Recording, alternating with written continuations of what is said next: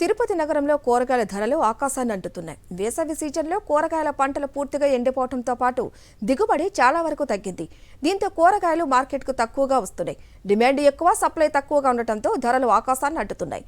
తిరుపతి నగరంలోని ఇందిరా ప్రియదర్శిని కూరగాయల మార్కెట్లో తాజా పరిస్థితిపై మా ప్రతినిధి విజయమూర్తి మరింత సమాచారం అందిస్తారు.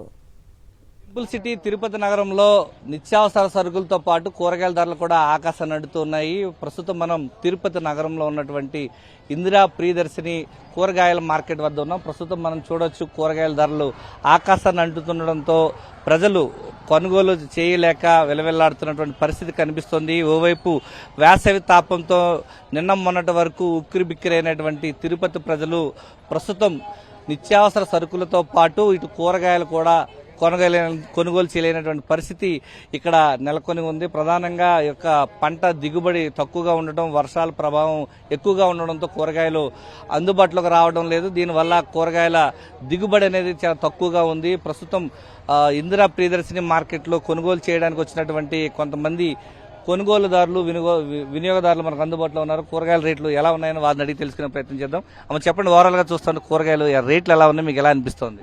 పోయిన వారం కంటే ఈ వారం ఎక్కువగానే ఉన్నాయండి. పోయిన వారం టమాటా 20 రూపీస్ ఉన్నింది, 20 రూపాయలు ఉన్నింది కేజీ. ఇప్పుడు 60 నుంచి 70 వరకు అమ్ముతున్నారు.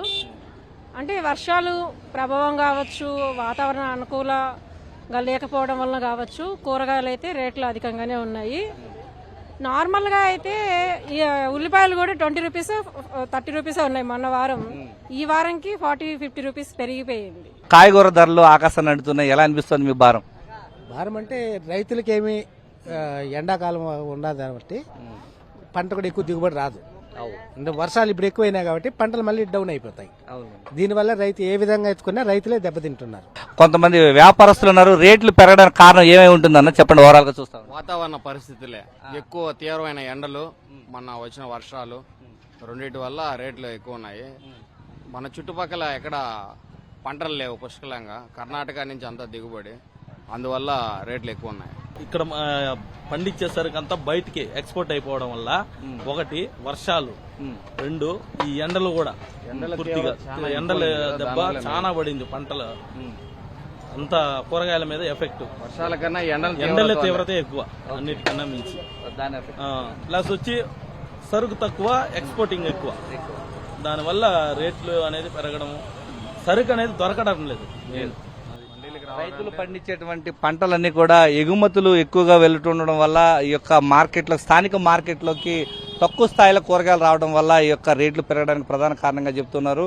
గడిచిన 4 నెలలుగా వేసవి తాపం ప్రభావం కూడా ఈ యొక్క పంటలపైన పూర్తి స్థాయిలో చూపించడం వల్ల ప్రధానంగా రేట్లు పెరగడానికి కారణంగా చెప్తున్నారు వ్యాపారస్తులు. ఓవరాల్ గా చూస్తూ ఉంటే గడిచిన వారం రోజులతో పోలిస్తే ఇప్పుడు కూరగాయల ధరలు మాత్రం ఆకాశాన్ని అంటున్నాయి. వినియోగదారుల జేబులకు చిల్లు పెడుతున్నాయి అనడంలో మాత్రం ఏమాత్రం అతిశయోక్తి కాదు. ప్రధానంగా వర్షాభావం ప్రభావం ఓవైపు, వేసవి తాపం ప్రభావం మరోవైపు, ఎగుమతులు ఎక్కువగా ఇతర ప్రాంతాలకు ఎగుమతులు అవడం, ఈ స్థానిక మార్కెట్లకు రాకపోవడం కారణంగా కూడా వ్యవసాయ రైతులకు లాభాలు చేకూరుస్తుంటే ఇక్కడ వినియోగదారులకు మాత్రం జేబులు చిల్లుకు పెడుతూ ఉన్నాయి.